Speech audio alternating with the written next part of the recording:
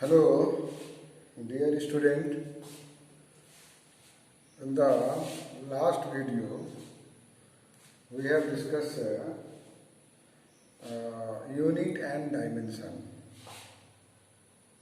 fundamental unit and derived unit we have seen, and dimensional formula of fundamental unit, fundamental quantity and derived quantity. So fundamental quantity is length, mass, time, temperature, electric current, luminous intensity, and quantity of the matters, amount of the substance. For that one, for length, dimension is L, and it is always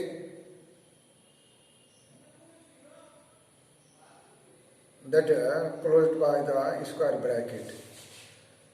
So some more dimension of more physical quantity, for the moment.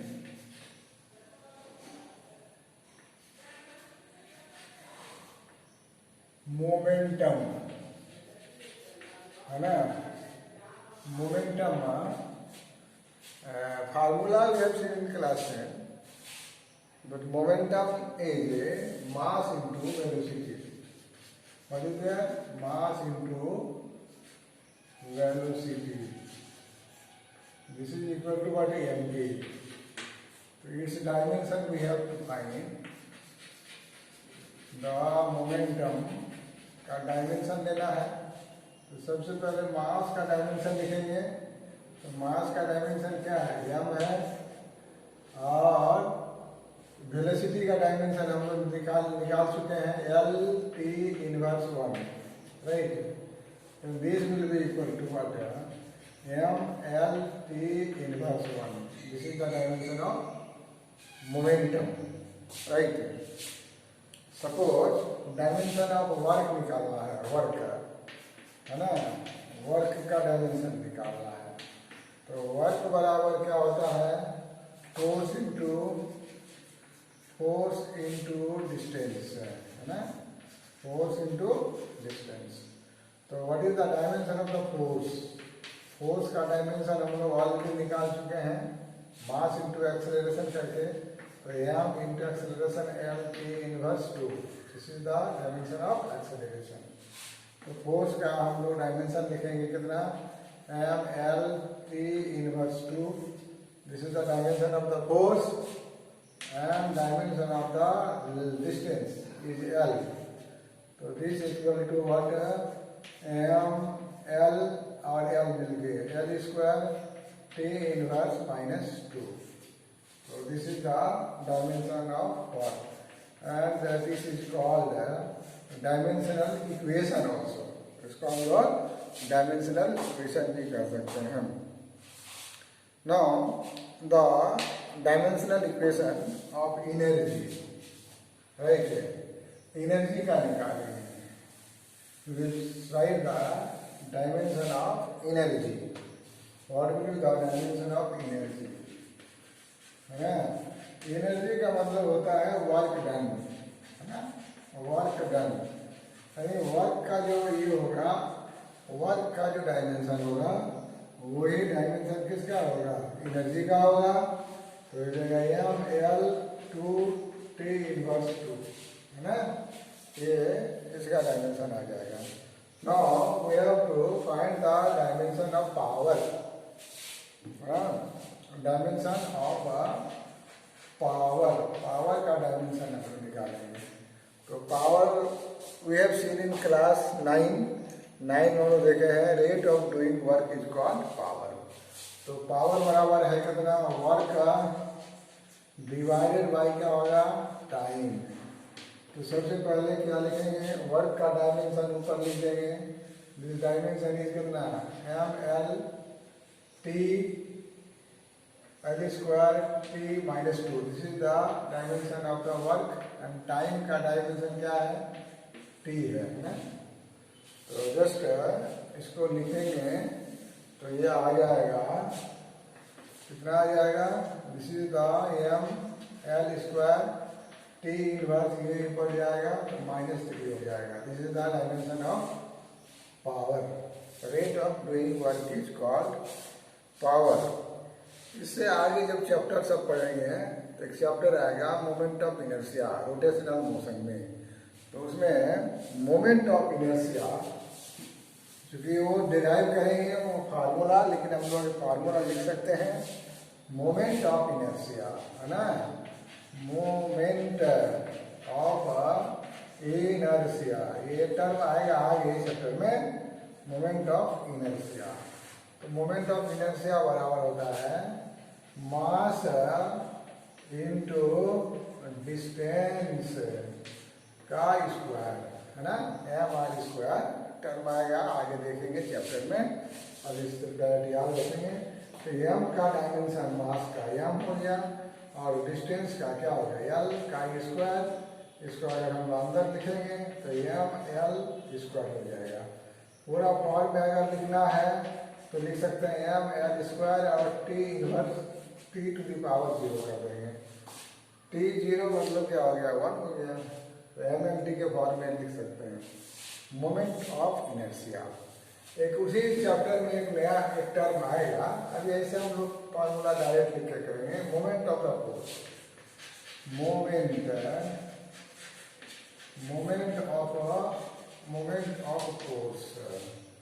moment of force that you can write the mass into perpendicular distance, है ना? ये लिख सकते हैं क्या? Mass into perpendicular distance. तो मास का dimension हो जाएगा m और डिस्टेंस का हो जाएगा l. This we can write what ml and t0 लिख सकते हैं. नाउ एक टर्म हम लोग क्लास 9 में भी देखे हैं, क्वांटिटी. इस क्वांटिटी इज इम्पल्स. क्या है? इम्पल्स, है ना? तो इम्पल्स बराबर होता है क्या? Force into time. Force into time. Impulse का मतलब है the force acting for short duration is called impulse. तो ये फोर्स का डायमेंशन मालूम है कितना है? मास इंटू एक्सेलरेशन, है ना? ये एक्सेलरेशन का है. और ये टाइम का क्या हो गया? t दे देंगे. तो ये वैल्यू क्या आ जाएगा? m और l रहेगा. ये यहाँ 1 है या माइनस है टू द पावर इतना. ये असल में जो है मोमेंटम का यूनिट है. मोमेंटम का यूनिट है. इम्पल्स क्या है? इम्पल्स है change in momentum is called impulse, है ना? मोमेंटम चेंज होना मतलब force acting for short duration is called impulse या change in momentum is impulse. ये इम्पल्स का ही मोमेंटम का ही ये आ गया. अब एक हम लोग देखेंगे ग्रेविटेशनल कांस्टेंट का क्या होगा. What will be the dimension of gravitational constant, है ना? Dimensional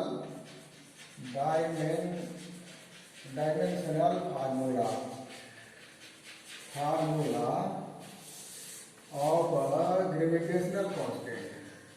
gravitational constant capital G. नाम हम लोग सुने हैं. अभी चैप्टर जब 11 में पढ़ेंगे ग्रेविटेशन चैप्टर, है ना? तो वो आएगा 9th क्लास में. हम लोग ऑलरेडी ग्रेविटेशनल कांस्टेंट का नाम सुन चुके हैं. तो since we know by Newton's law of gravitation, just remember class 9 और 11 study in detail. This equal to capital G, this m1 into m2 by क्या r². तो ये कैपिटल G का वैल्यू निकालना है. तो ये F इंटू r² बराबर कैपिटल G मतलब gravitational constant. This is m1 into कितना हो गया? m2. It implies capital G बराबर F into r square divided by क्या होगा m1 इंटू m2। तो अब ये ग्रेविटेशनल कांस्टेंट का जो है डायमेंशनल फार्मूला निकालना है।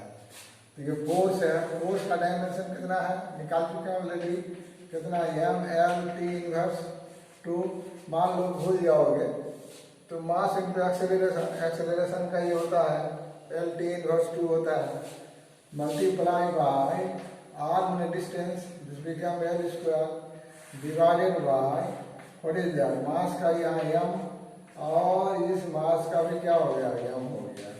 इसमें से एक मास कैंसिल हो गया, एक मास नीचे बचा, ये बेचारा जाएगा ऊपर, तो m इनवर्स हो गया और ये l और l राइट दिस l तो l क्यूब हो गया और ये हो गया कितना t इनवर्स -2। तो this is the dimension of gravitational constant.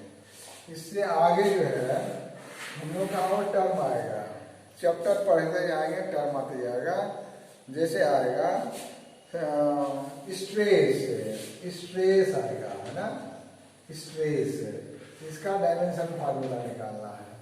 तो स्ट्रेस जो है it is one kind of pressure है ना, stress and strain will see in the mechanical property of the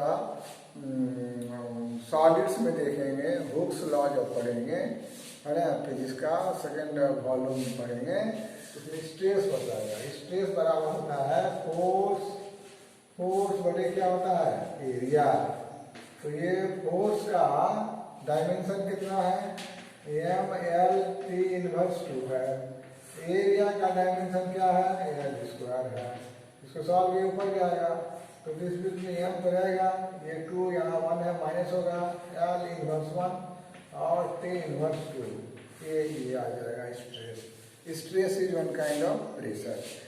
आगे जब हम लोग देखेंगे एक चैप्टर आएगा mechanical property of the fluids chapter मिलेगा वॉल्यूम 2 में, उसमें एक टर्म आएगा है ना, फिजिकल क्वांटिटी आएगा सरफेस टेंशन। क्या आएगा सरफेस, सरफेस टेंशन। तो ये सरफेस टेंशन है बराबर क्या होता है फोर्स बटे फोर्स बाय क्या होगा length, force per unit length is called surface tension. तो what is the dimension of the force, this is the m l t inverse 2 and dimension of the length is l। ये l cancel होगा तो ये हो जाएगा कितना m t inverse 2 हो जाएगा। This is the dimension of ये। तो दिस आप चैप्टर जैसे जैसे पढ़ेंगे नया नया क्वांटिटी आएगा और उसका डायमेंशन हम लोग फंडामेंटल क्वांटिटी के डायमेंशन के फॉर्म में एक्सप्रेस कर सकते हैं है ना। अब इसका यूज क्या है, what are the application of dimensional formula. इस डायमेंशनल फार्मूला से क्या क्या एप्लीकेशन है। पहला तो एप्लीकेशन है we can change one form of the unit into another form of the unit, मतलब ऐसा यूनिट से सीजीएस यूनिट में कन्वर्ट किया जा सकता है। To convert SI unit in CGS unit और CGS यूनिट से we can convert into SI unit. एक तो इसका यूज है, एक दूसरा इसका यूज है the application of dimensional formula. We will see the application of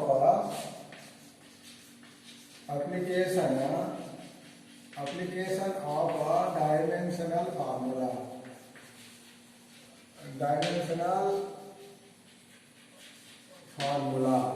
dimensional formula का जो है इसका एप्लीकेशन एक तो कन्वर्सन में होता है, एक होता है checking the dimensional consistency of the equation है ना, checking the dimensional consistency of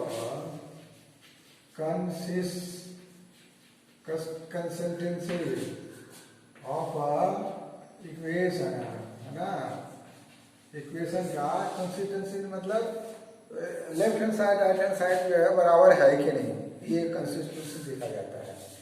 तो फॉर एग्जाम्पल देखते हैं, हाँ, ये जो नोन फार्मूला उसी को लेके चलेंगे। हम लोग तो पता है ना, इक्वेशन ऑफ मोशन पता है, एस बराबर क्या है, ut plus half at square, एक इक्वेशन है ना, इक्वेशन ऑफ मोशन है। सेकेंड इक्वेशन ऑफ मोशन ऐसा है। तो ये सही है कि नहीं, डायमेंशन फार्मूला से क्या कर सकते हैं, चेक कर सकते हैं। चेक करने के लिए क्या करेंगे, यहाँ देखो लेफ्ट हैंड साइड में क्या है, लेफ्ट हैंड साइड में क्या है, एस है। एस का डायमेंशन कितना होगा, एस मतलब डिस्टेंस, डायमेंशन कितना होगा, एल। एल का मतलब क्या हो गया, M to the power 0, M है ही नहीं, एल पर पावर 1, ए पर पावर 0। ये लेफ्ट हैंड साइड का डायमेंशन है।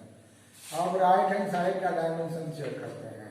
राइट हैंड साइड का कितना है, यूटी, यूटी का कितना होगा, यूटी का, यूटी, यू मतलब वेलोसिटी, वेलोसिटी का डायमेंशन कितना है, एल टी इनवर्स 1, और टी का डायमेंशन क्या है, टी है। तो ये 1 पावर प्लस है, 1 पावर माइनस है, कैंसिल हो गया। तो ये बच गया एल, एल का मतलब कितना हो गया, am naught L T inverse T 0। और यहाँ देखो ये half A T square, half क्या है, ए टी स्क्वायर। तो हाफ का तो कोई डायमेंशन नहीं है, कांस्टेंट है। ए मतलब एक्सेलरेशन, एक्सेलरेशन का डायमेंशन याद होगा, एल टी इनवर्स 2 है। और इसका डायमेंशन कितना है, टी का, टी है, टी का स्क्वायर हो गया। ये दोनों जुटेगा तो क्या बच जाएगा, एल ही बचेगा, माइनस और प्लस कैंसिल, एल बचा। एल का मतलब कितना आ जाएगा, एम नॉट एल टी इन 0 ना। तो ये राइट हैंड साइड जो है, आर एच एस जो निकला है हम लोग का, U T plus half A T square, इसका पूरे का डायमेंशन, इसको जोड़ेंगे तो डायमेंशन कितना हो जाएगा, सेम रहेगा, सेम ना है, एल टी 0 लाइक दिस। तो लेफ्ट हैंड साइड का डायमेंशन और राइट हैंड साइड का डायमेंशन क्या बराबर है। इसका मतलब ये इक्वेशन क्या है, सही है। इसको जो है चेक करने के लिए डायमेंशनल फार्मूला का कोई भी इक्वेशन दिया रहेगा, वेदर इट इज करेक्ट और नॉट, है ना, we can check the consistency of any physical equation. किसी फिजिकल इक्वेशन का कंसिस्टेंसी जो है हम लोग चेक कर सकते हैं, राइट। अब एक दूसरा एग्जाम्पल लेते हैं। सपोज जो नोन है उसको चेक करना है ना। तो फॉर एग्जाम्पल क्लास 9 में हम लोग पढ़े थे कि when a body moves in a circular path, when a body moves in a circular path, then with constant speed, then such type of motion is called uniform circular motion. Uniform circular motion है ना। Uniform circular motion में centre की ओर एक force लगता है, उसका नाम है सेंट्रीपिटल फोर्स। सेंट्रीपिटल फोर्स का वैल्यू किस पर डिपेंड करता है, एक तो डिपेंड करता है रेडियस पर। तो सेंट्रीपिटल फोर्स का फार्मूला क्या है, एफ बराबर एम वी स्क्वायर बटे आर, ये है। लेकिन ये फार्मूला सही है कि नहीं है, हम लोग ये डायमेंशनल इक्वेशन से क्या कर सकते हैं, है ना, कंसिस्टेंसी इसका चेक कर सकते हैं। तो लेफ्ट हैंड साइड में देखो, लेफ्ट हैंड साइड क्या फोर्स है, फोर्स का डायमेंशन कितना है, एम एल टी इनवर्स 2 है। या एम का डायमेंशन मास का एम हो गया, यहाँ वेलोसिटी है, वेलोसिटी का एल इनवर्स टी इनवर्स 1 का होल स्क्वायर हो गया, डिवाइड बाय रेडियस का क्या हो गया, लेंथ आर है।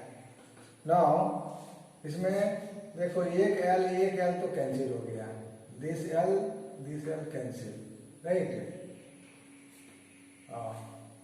ये होल स्क्वायर है, तो जस्ट लिखो दिस वन, और इसको लिखेंगे कितना, एल स्क्वायर टी इनवर्स 2 लिखेंगे, डिवाइडेड बाय क्या है, एल है। एक एल कैंसिल हो गया, बचा कितना यहाँ पर, एम एल टी इनवर्स 2। तो लेफ्ट हैंड साइड का डायमेंशन और राइट हैंड साइड का डायमेंशन, लेफ्ट हैंड साइड का डायमेंशन क्या बराबर है। इसका मतलब यह इक्वेशन क्या है, सही है।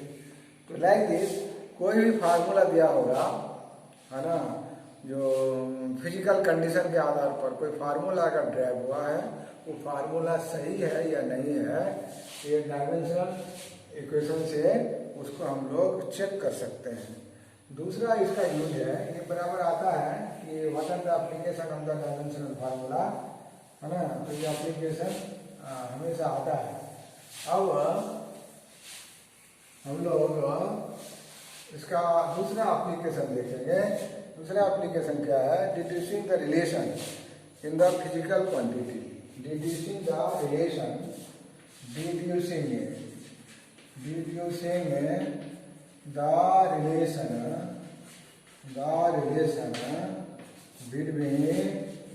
between physical quantity, physical quantities के बीच में जो है रिलेशन जो है। जैसे एक एग्जाम्पल लेते हैं, सपोज एक पेंडुलम, जो सब नोन है उसी को लेके चलते हैं। ये पेंडुलम है, तो पेंडुलम का ये स्ट्रिंग है, ये सपोर्ट से लटका हुआ है। ये क्या करेगा? इसे ऑसिलेट करेगा। तो एक बार ऑसिलेशन जो पूरा होता है उसको क्या कहते हैं? Time period. और this is the length of the pendulum. और ये बॉब है, ये बॉब का क्या है? ये मास है, यम है, ये ऑसिलेट कर रहा है। और नीचे में क्या लग रहा है? एक्सेलरेशन ड्यू टू ग्रेविटी लग रहा है। तो वह ये टाइम पीरियड इसका है, ये टाइम पीरियड किस किस फैक्टर पर डिपेंड करेगा? ये लेंथ ऑफ द बॉब अगर बड़ा कर दें, ये लेंथ ऑफ द स्ट्रिंग बड़ा कर दें, तो ये इतना ही ऑसिलेशन में ज़्यादा टाइम लगेगा। लेंथ कम करेंगे तो टाइम पीरियड क्या होगा? कम होगा। इसका मतलब टाइम पीरियड किस किस पर डिपेंड करता है? Length of the string. Time period किस पर डिपेंड कर सकता है? बॉब छोटा हो बड़ा हो, अगर बड़ा वाला होगा तो टाइम पीरियड बढ़ जाएगा, ऐसा फीलिंग होता है। Acceleration due to gravity place to place vary करता है। क्लास 9 में ऑलरेडी हम लोग देख चुके हैं। Acceleration due to gravity varies place to place. और 11 में जो है उसको हम लोग डिटेल में पढ़ेंगे, है ना, ग्रेविटेशन चैप्टर में। तो ये सिंपल सा ये होता है कि time period of the pendulum depends on the length of the pendulum, है ना। तो टाइम पीरियड जो है वो डिपेंड करता है, मतलब प्रोपोर्शनल है किसका? एल का। लेकिन एल स्क्वायर का होगा कि एल क्यूब का होगा, दैट वी डोंट नो। तो ये इसका पावर हम लोग क्या ले लेते हैं? ये अगर 1 होगा तो 1 हाफ हो सकता है। टाइम पीरियड जो है ये डिपेंड कर सकता है किस पर? मास पर कर सकता है। मान लिया छोटा बॉब होगा तो जल्दी जल्दी ऑसिलेट करेगा, बड़ा बॉब होगा तो टाइम ज़्यादा लगाएगा। ऐसा हम लोग का फीलिंग है। तो टाइम इसका पावर क्या देते हैं? Time period directly proportional to the acceleration due to gravity, place to place vary करता है। ये g⁻c ये सिचुएशन है ना। लेकिन ए का वैल्यू कितना होगा, बी का वैल्यू कितना होगा, सी का वैल्यू कितना होगा, ये value that we have to calculate, right. That value we have to calculate. ये सारा जो है time period T directly proportional to the m to the power a, m to the power b and g to the power c। लेकिन a b c का value कितना है? t बराबर k into m to the power a, m to the power b and g to the power c। ये relation है। लेकिन ये B C power कितना होगा दैट वी डोंट नो। तो ये इसका डायमेंशन निकालेंगे। इसका डायमेंशन कितना है? इसका डायमेंशन टी का तो टी होगा, एम का 0 होगा और एल का क्या होगा? 0 और टी का पावर 1। ये लेंथ टाइम पीरियड का। ये कांस्टेंट है तो कांस्टेंट का तो कोई डायमेंशन नहीं है। ये एल है तो L to the power A, M है तो हो जाएगा एम टू द पावर कितना? बी। जी मतलब एक्सेलरेशन, एक्सेलरेशन कितना है? एल टी इनवर्स 2 है, पावर सी हो गया। इसको सॉल्व करते हैं। L0 T1, right dimension.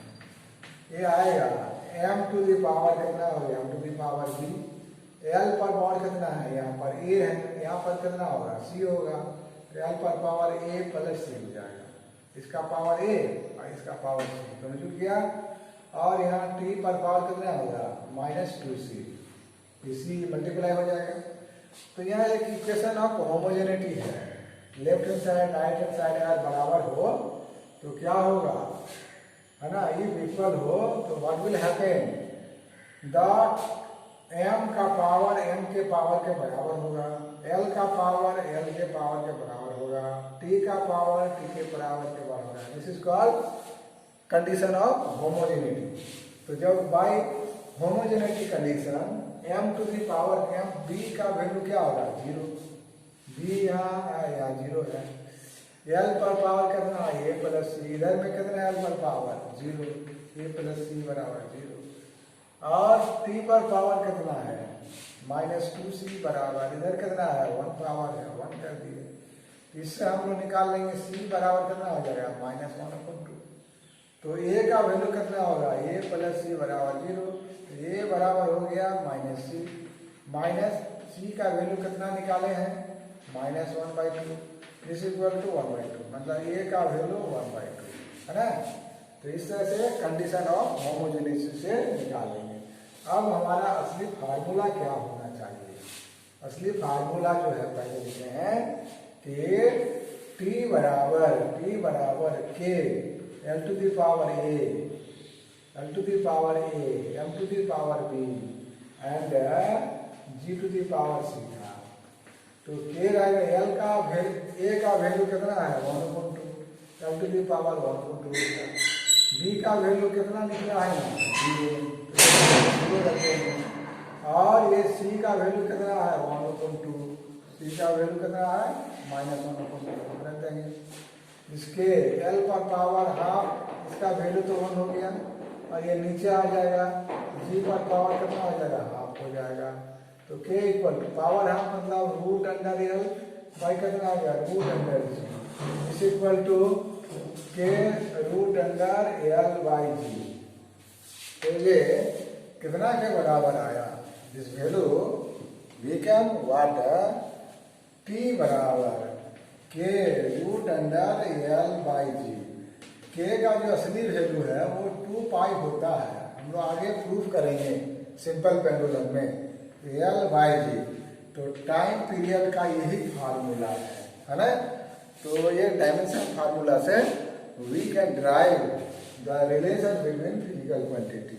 तो कोई भी फार्मूला है, सिचुएशन है, वो सिचुएशन के आधार पर उसके फिजिकल क्वांटिटी वेरी कैसे कर रहा है उसको लेकर डायमेंशनली वो रिलेशन डिराइव किया जा सकता है।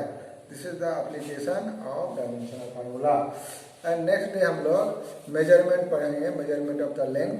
और लेंथ मेजर करते समय, कोई भी मेजरमेंट करते समय कुछ ना कुछ एरर पैदा होगा, एंड एरर इन मेजरमेंट देखेंगे, है ना। एरर इन मेजरमेंट में the systematic error, random error, list count error, और फिर कम्बिनेशन ऑफ एरर, ये सारा चीज़ को देखना है अगले वीडियो में।